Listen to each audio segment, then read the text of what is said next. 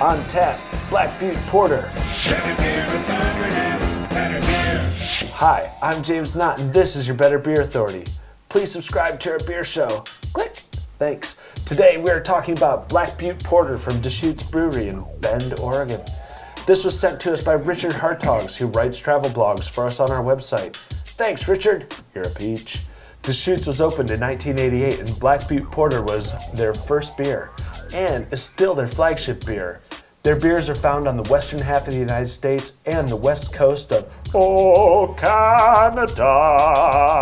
Yeah, they have 7 year-round offerings. One cool aspect to their website is it has a special section that reveals the ingredients of their beers for homebrewers.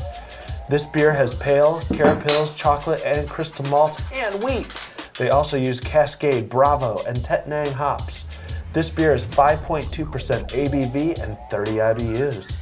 The brewery says to look for a creamy mouthfeel, complex layers with a hop edge and chocolate finish. Let's see what the guys find in their blind taste test. Chef. Yes, sir. What kind of aromas are you getting out of this beer? You know, it's a nice bready aroma with a little bit of maple hint to it, I think. I mean, there's not a lot of aroma pulling out of it, really. I mean, you don't get that. Obviously, there's not a real hop presence to it. So I think it's just a nice smooth aroma, a little bit of maple notes to it. Yeah.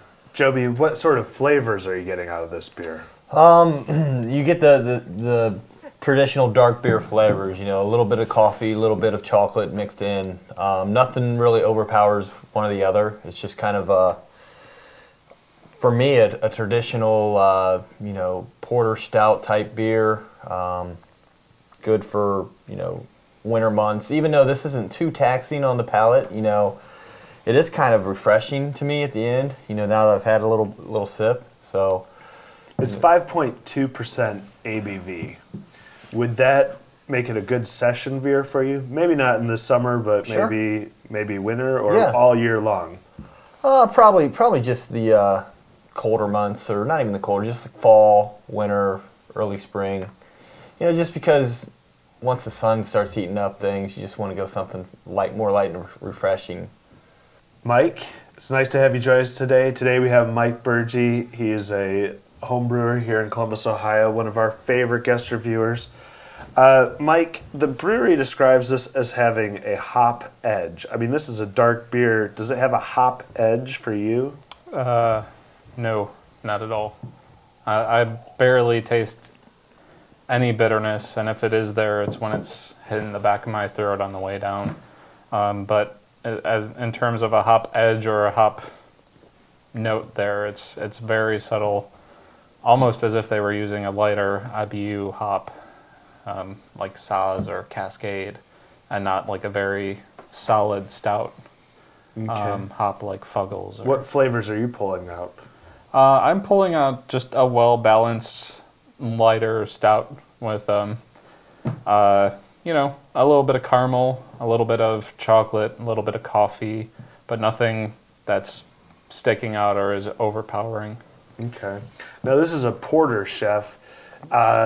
Compared to other porters, I mean, how does this stack up for you? I mean, this is not a robust porter, just, porter. I think this is a pretty typical porter. I think it's got the good flavor characteristics that you would expect from a typical porter. Nothing that truly sets it apart, but nothing that makes it a bad porter or anything like that at the same time. I think it's very drinkable. As you were talking about the sessionable beer, this could be an easily sessionable beer. The more I drink it, the more I think pleasing to my palate that it is. I mean, it's got nice characteristics, has nice drinkability to it, and I think I could make this a year-round sessionable beer. Yeah. What's your rating? I'm going to give it an 8 because of that, just because of the fact that I think that I could drink this year-round, not just in the winter months. I think this would be a nice sessionable beer. I could get a 6-pack of this and enjoy myself.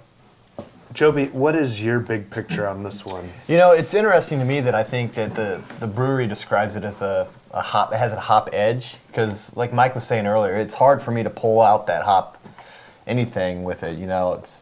they might say it's a hop edge because they add a single hop to the beer, maybe. I don't know, instead of hops. I don't know. Probably not, but you know.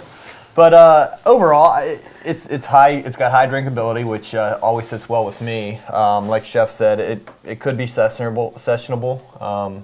Probably not in the summer months for me. Just probably back end of the year. But you know, it's an overall. It's a solid porter for me. I'd probably go a 6. 6. Nothing's really jumping off the book or the page at me. Okay, Mike, what is your big picture? And I mean, is this a complex beer to you? I guess it's complex in the sense that, you know, now that I know that it's a porter, it really doesn't strike me as being a porter. The mouthfeel is too rich. It's too thick to be a porter. A porter is supposed to be a lighter mouthfeel, you know, a little more drinkable in the spring and the fall. This hits me as a winter beer, something I would want to drink when it's cold outside after a day of skiing or something like that.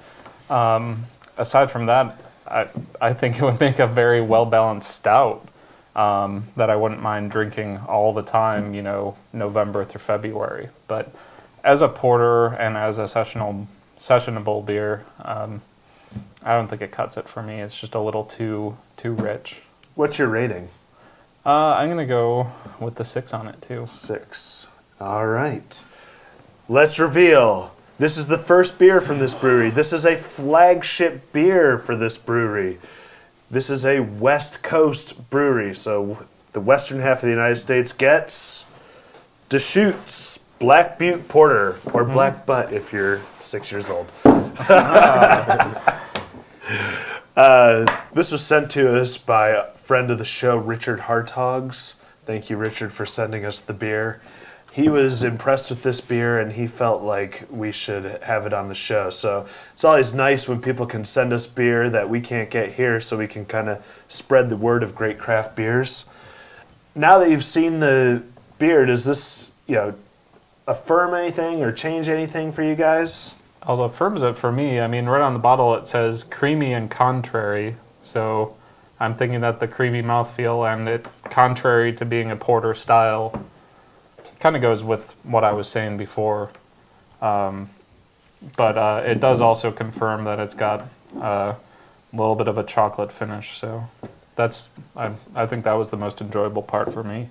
I like it. I think it's tasty. I think it drinks. I mean, it, like I said, it does have the drinkability to it, but I do agree. You know that it's borderline, almost more flavorful, more complex than a typical standard porter. But I think, I mean, I don't know. I still think I like the flavor profile that it puts off for the porter. Mm-hmm. So, Joby, final thoughts? No, I mean, you know, I still think it's a solid beer. It's just nothing, you know, for a porter. Porters for me, can get kind of boring. So, not to say this beer is boring. It's just nothing that's punching me in the face. So, you know, I kind of like to be punched in the face a lot. slapped around a bit. Yeah. You like abuse. All right. Black Butte Porter gets, I keep wanting to say Black Butte, but Black Butte Porter gets a 6.7 on the BBA scale. Let us know what you think of this beer. I'm sure a lot of you out there can get this beer at your local bottle shop. Let us know in the comments section. Thank you, Richard Hartogs, for sending this to us. We appreciate it muy, muy much. Thanks for watching. I'm James Knott, and this is your Better Beer Authority. Better Beer Authority. Better Beer Authority.